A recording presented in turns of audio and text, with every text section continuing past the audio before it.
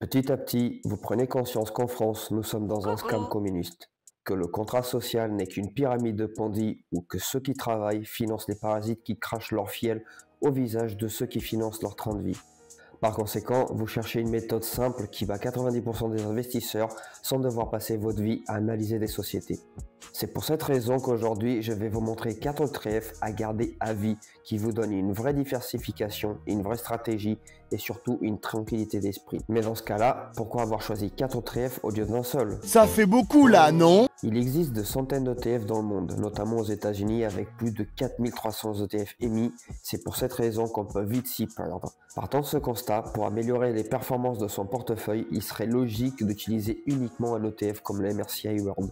Mais attention, un ETF monde comme le MSCI World est souvent concentré à 60% vers les États-Unis, ce qui en soi n'est pas un problème en tant que tel, mais dans ce cas-là, on est loin de parler d'une diversification optimale.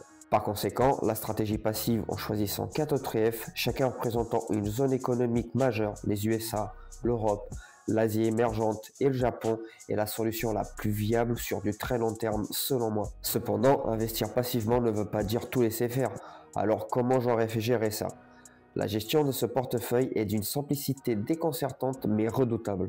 On investit de manière équilibrée à part égale à 25% sur chaque ETF selon la région citée précédemment.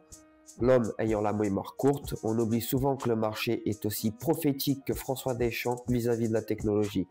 Et donc, en utilisant le rééquilibrage intelligent, par exemple tous les 6 mois, on renforce ce qui est sous-évalué sans avoir besoin d'analyse fondamentale lourde. Si vous voulez un outil qui dispose de la droite de régression, vous pouvez cliquer sur le lien dans la description. Le site Mooning en version payante dispose de cet outil-là. Sinon, vous avez la Ferrari de la droite de régression, le site Ibu Expert, pour la moitié moins cher, qui est environ à 48 € par an, ce qui est donné pour ce genre d'informations. D'ailleurs, pensez à vous abonner si ce n'est pas encore le cas pour soutenir mon travail et liker la vidéo si elle vous plaît, ça m'aide énormément. Toutefois, encore faut-il savoir quand les ETF sont bon marché et là, il faut un outil simple.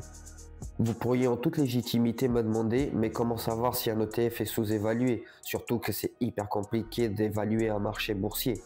C'est donc ici qu'intervient la droite de régression. La droite de régression, c'est l'arc narratif du marché si on le compare à un livre.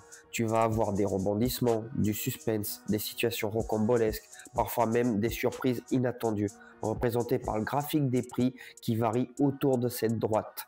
Concrètement, il y a ceux qui vont s'évader avec François que j'ai cité précédemment pour éviter l'euphorie de la tech en renforçant un ETF Japon par exemple en dessous de la droite de régression et puis tu as les autres.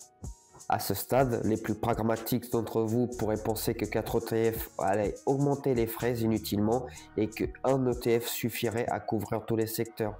Mais en réalité, de cette façon, tu es réellement exposé aux 11 grands secteurs mondiaux et sur les 4 continents, alors que sur le MSCI World, tu es concentré à 60% dans le marché américain. Je suis un fervent défenseur du stock picking, c'est mon kiff, mais dans les deux cas, on doit se diversifier.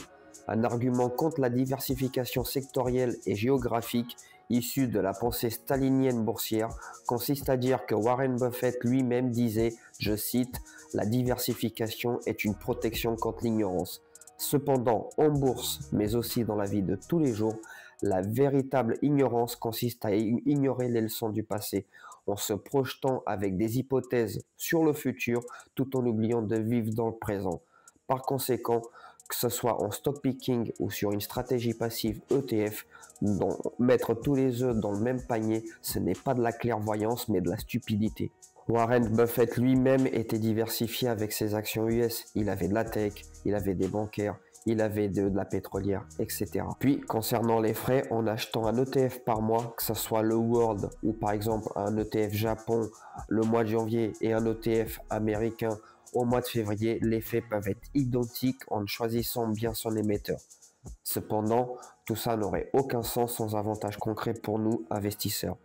Cette stratégie demande zéro analyse fondamentale et on devra juste éventuellement surveiller la solvabilité de l'émetteur, ce qui fait gagner un temps précieux et le temps est notre bien le plus précieux, il ne faut pas le gâcher. Mais cette stratégie ne nous laisse pas passifs complètement non plus. Avec la droite de régression, on profite activement des baisses et des occasions que le marché nous donne grâce à la schizophrénie digne d'un personnage de Martin Scorsese. Pour conclure avec cette stratégie ETF 100% passive concoctée par votre humble serviteur, l'investissement n'a pas besoin d'être compliqué. Cette méthode est simple mais surtout Taleb compatible. Mais comme toujours, chacun sa route, chacun son chemin. Même un stock picker comme moi, qui n'a pas d'ETF, reconnaît leur intérêt. Dans cette vidéo, je me suis juste contenté d'adapter ma stratégie personnelle de stock picker à une version ETF pour qu'un maximum de monde puisse apporter leur vision et surtout leur point de vue. Et c'est pour cette raison que si vous aimez le contenu, n'hésitez pas à vous abonner. Donnez-moi votre avis en commentaire et surtout faites-moi savoir votre avis dans un retour constructif. La vidéo n'a pas vocation à être un conseil d'investissement, c'est une vidéo à but éducatif où chacun d'entre vous peut apporter sa contribution. C'était tout pour aujourd'hui, je vous dis à très bientôt, c'était Thiago, je sème des pièces aujourd'hui pour récolter des billes demain. Ciao les amis.